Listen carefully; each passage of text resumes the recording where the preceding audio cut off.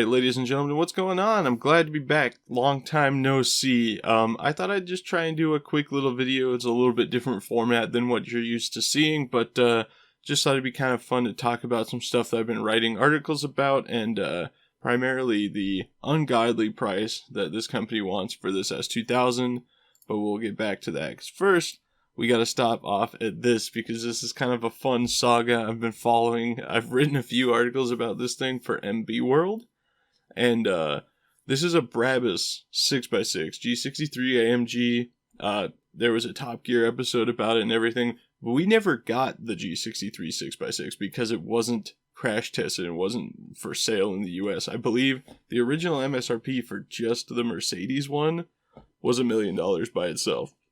So this one has Brabus tuning, which puts it has a whole bunch of exterior modifications and stuff, like light bars, and I think the bumpers are different, and bespoke running boards, and a bunch of other fancy stuff that the non-Brabus ones didn't get. But it also has a tune that gives it 700 horsepower instead of 500 whatever that the factory G63 6x6 came with, and like 708 pound-feet of torque. It's like 20 feet long, it's over 7 feet tall. It's just so extra. But the fact that it's here is crazy because, like I said, it was never made for sale in the US. So it is on the show and display list. So you can bring it in for show and display, which, limits you to, I don't know, somebody correct me here. It's like, I don't know, 15,000 seems high. I swear it's like a few thousand miles a year. But it's a show and display car, so you couldn't just daily drive it. Previously owned by Dan Bilzerian. That answers a lot of questions I had when I first saw this thing come up for sale. But I can only imagine it was probably north of $3 million when you consider the fact that it's Brabus and all this stuff and paperwork he had to do to get it here for show and display and shipping and all this and all that. So, yeah, it was originally listed on Bring a Trailer, I believe, in December, and I wrote an article about it because it's insane, right? And then I wrote a follow-up article on it because it had a final bid of $1.35 million, which is nuts, but apparently that wasn't good enough because it didn't sell. I assume there was a reserve higher than $1.35 million. Which I guess I can respect if, like I said, it was like $3 million to bring the thing in. Nice upside down picture there.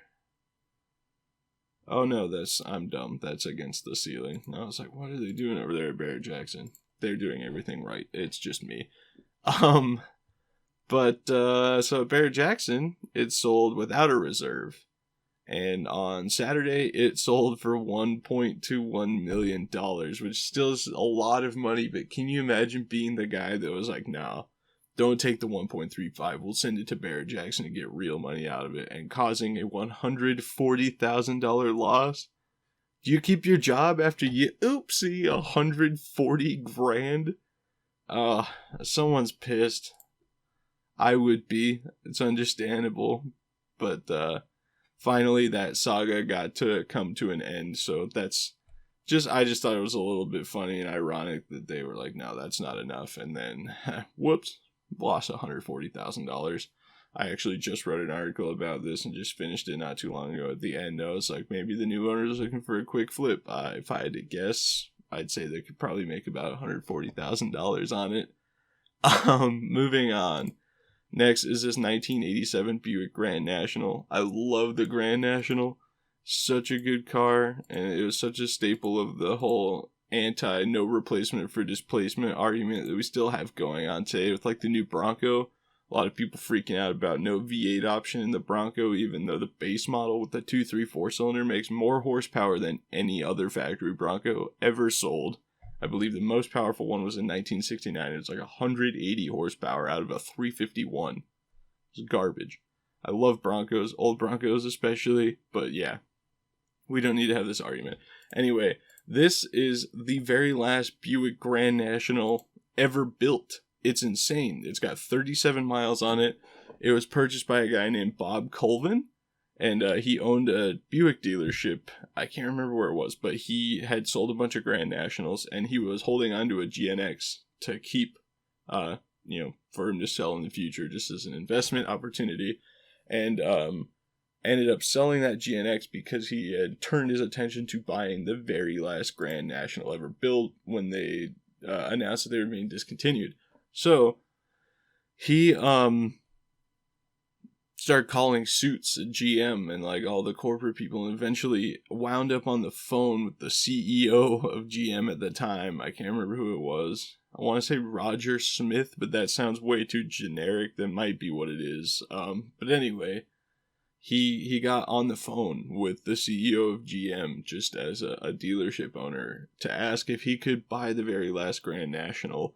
And while the suits below the CEO didn't like that, I believe his exact quote was he was told never to do that again.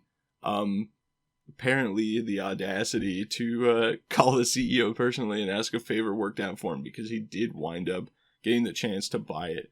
And there's actually a really cool accompanying video, because this isn't just the last Grand National. It's the very last car that was ever built at the factory they built the Grand Nationals in Pontiac, Michigan. It closed after they finished this car. So there's a very emotional video that Bob Colvin and his family, his wife and his son, recorded because they were there the day they assembled it. And they got footage of it rolling down the assembly line. His son, who was 4, got to push the button to lower the engine into the chassis. And all of the workers, you can see here underneath the hood, I don't think I can zoom in on that. All of the people who built the car signed it. So the intercooler piping and all this stuff just has signatures all over it. The coolant bottle, the washer bottle, and then it also came with some signs built by the best, and a whole bunch of. There's another one that's way more depressing than that. Where's it at? There it is. It's over with the sad, I don't know the context of that face. I've just, seen it everywhere. But yeah, it's all these cool handmade signs from 1987 that the employees who built the thing made. It's got the original window sticker. Like I said, 37 miles. The dude actually kept it in a bedroom in his house. Not a garage, not a climate controlled garage. A bedroom. Like, just opened a normal bedroom door and there was a Buick Grand National with 37 miles in the room. But yeah, so he sold it, and I had estimated in my initial article about this car that it was going to sell for about $250,000. And on the LS1 Tech Facebook page, it actually got a whole bunch of attention. So I did a follow-up article on it because I undershot the estimate. Well, I said wouldn't be surprised to see it go north of $250,000, and it did. I was surprised because it sold for $550,000, which is nuts, but good for Bob Colvin. That was an investment that worked out for you really nicely, dude. So yeah, I definitely go watch that video. I'll link in the description. The last Grand National. There's like a little mini documentary on YouTube. It's super, super cool. They have all the footage of them picking it up in Pontiac, Michigan, filming all the employees building the thing, and like I said, all the signatures on it and stuff. Super, super cool car. I love Grand Nationals, and This is one car that I can kind of back a collector owning and not getting driven. Usually when I write articles about cars like this, 135 miles, 400 miles, this or that, I'm like, yeah, so that means it's destined to never get driven.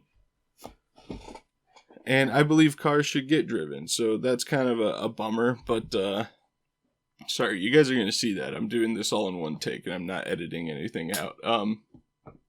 But this one, I see it. Just let it be. All the signatures and everything. This is the new buyer didn't buy a car. He bought a story, like a landmark from GM history, which is really, really cool. So, let's move on to the final one. The thumbnail and title of this video. This is a 2008 Formula Red AP2, and it's got 800 miles on it. Okay? They want $150,000. Sorry, $149,995. But my God, dude, I get that it has 800 miles on it, and that Phoenix Yellow Type R, Integra Type R, just sold on Bring a Trailer. Rob Ferretti did a video about it. it sold for $112,112, which is absolutely insane.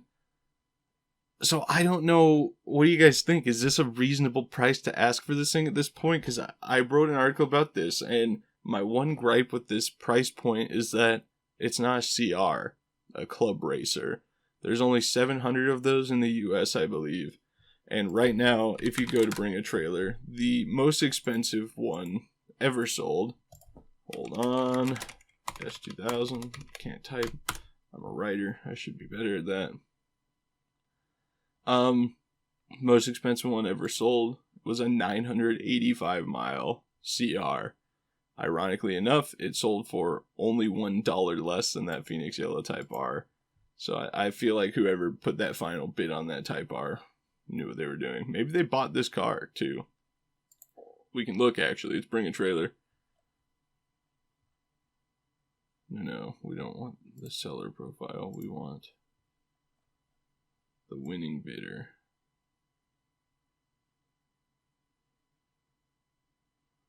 $117,000 with the Dream Wrecker Kyle. Nice. Nope, he did not buy the Type R, but congrats on the M5. Anyway, so yeah, that was just a coincidence or somebody being cheeky, I suppose. But so this CR sold for $112,000, and it's got 185 more miles, but it is a CR, and it does actually come with a hardtop, which this red one does not, at least from what I could see in the listings. You know, it's AP2, doesn't go to 9,000 RPM, it's 7,800, F22 C1, mint perfect interior. Obviously, we don't have to dig into that. It's got 800 miles on it. The only really comparable one, I found one, I think that must be it. It was around $50,000 for a standard AP2, not a CR, with 1,000 miles on it. But that was June 2020, and it's kind of a way different market. So, God, I don't know what to say about $150,000 for a Formula Red AP2 base model, I guess. I don't know. Just not a CR. It's crazy. This place is a exotic dealer that sells like Lamborghinis. They had a Diablo and a bunch of McLarens and stuff like that. But also this Honda S2000. So, I don't know. What do you guys think? Is it worth it? But yeah, I want to try and do videos like this every once in a while. I know you guys don't see me as much as you used to. I'm busy, and it's been like 15 to 25 degrees outside. So Ross and I haven't been working on stuff. We're going to be working on my Volvo here pretty soon, though, so stick around for that. Glad to have you. Don't forget to follow me on Instagram and add me on Snapchat at BigB1011. And if you want to see a picture of your car featured at the end of one of my videos as the car of the video, send a picture of it to me at curseforeverhelp@gmail.com. If you see cool things on Bring a Trailer or Cars and Bids, or just for sale for ridiculous prices, or what you think is a really good deal and stuff like that, send me an email at curseforeverhelp@gmail.com, because I want to try and do maybe at least weekly videos like this, where I just sit down and kind of tell you guys the stuff that I found, what I'm writing about. We can talk about car pricing and yada yada yada and everything else. Thank you guys very much for watching. It's been a while. We'll see you guys in the next one. Peace out.